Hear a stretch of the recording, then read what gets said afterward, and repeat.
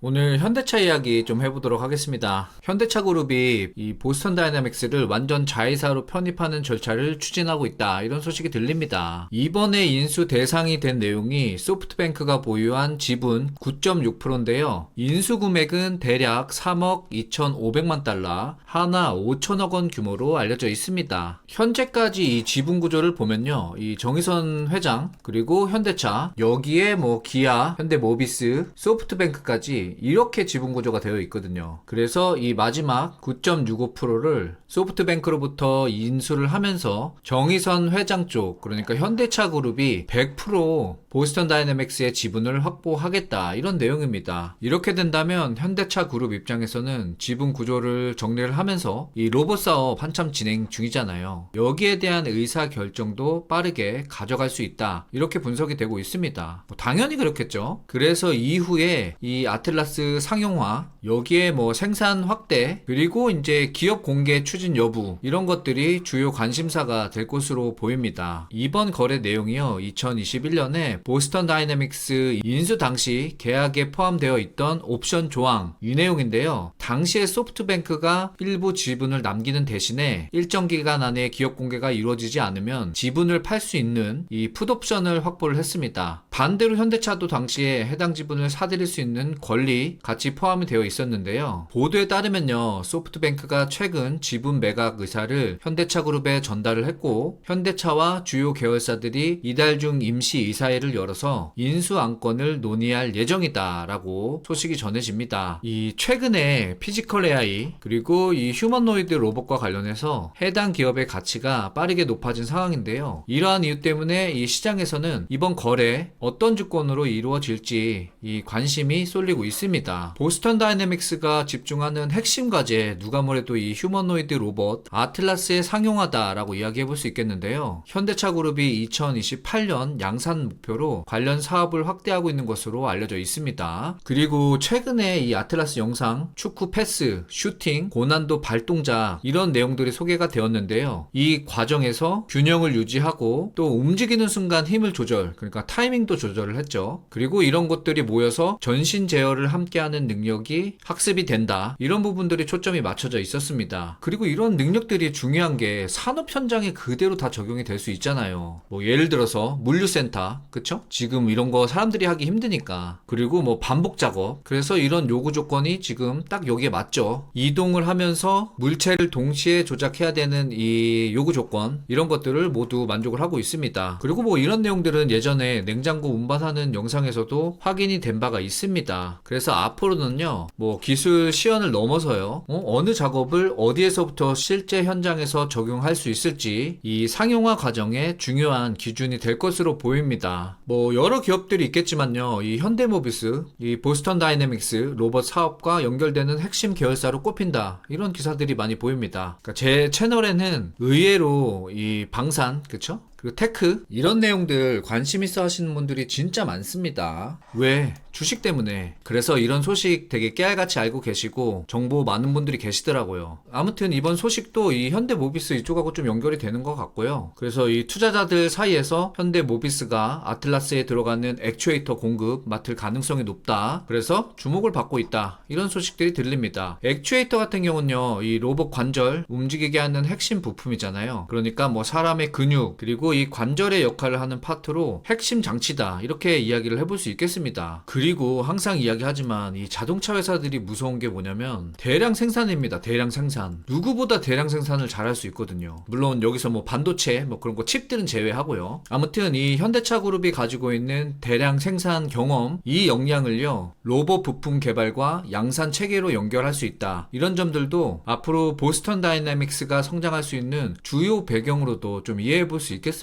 그래서 이 아틀라스가 양산이 본격화가 되면 현대모비스 그룹 물량을 또 확보할 수 있고요. 이후에 또 다른 로봇 업체로 참여를 해서 이 공급을 넓힐 가능성도 있습니다. 그리고 또 여기서 경험을 쌓으면 로봇 계열뿐만 아니라 이 비로봇 계열에도 수주를 할 수 있는 거고요. 그래서 좀 주목을 받고 있다, 이런 기사들도 같이 보입니다. 자, 그러면 이제 이 보스턴 다이내믹스가 얼마나 성장할 수 있겠느냐, 이런 궁금증이 생기는데요. 현재 나오는 이야기들 보면은 2027년에서 8년 사이에 나스닥 상장을 추진할 수 있다, 이런 관측이 나오고 있습니다. 있습니다. 다만 이 상장 시점과 방식은 아직 공식적으로 확정된 내용은 아닙니다. 보스턴 다이나믹스의 기업 가치, 최근에 이 피지컬 AI, 휴머노이드 로봇 시장에 대한 관심이 커지면서 30조 원 이상 된다, 이런 평가의 분석도 나오고 있거든요. 그래서 이 아틀라스의 상용화 일정과 실제 산업 현장 적용 성과, 이 두 내용이 기업 가치를 판단하는 주요 기준이 될 것으로 보입니다. 그리고 이 연구 협력 구조 변화도 변수로 보이는데요. 보도들에 따르면요, 현대차 그룹이 로봇 AI 연구 조직인 레이 인스티튜트, 여기를요 소프트뱅크에 매각하는 방안도 추진을 하고 있다고 합니다. 그래서 뭐 결국 앞으로는요, 이 지분 인수 절차를 실제로 이 마무리가 되는지, 그리고 이 아틀라스의 양산 계획 어느 정도 구체화가 되는지, 마지막으로 이 외부 투자 상장 준비가 어떻게 이어갈지 관심을 갖고 좀 지켜볼 필요가 있을 듯 합니다. 그리고 참 대한민국 대단하죠. 이 우리나라 기업이 이렇게 세계에서 주목을 받는 기업의 100% 이제 오너가 된 거잖아요. 그래서 이런 면에서 이런 기사를 리뷰하는 게 재밌습니다. 자, 이렇게 해서 오늘은요, 현대가 보스턴 다이내믹스의 지분 100%까지 인수할 수 있다,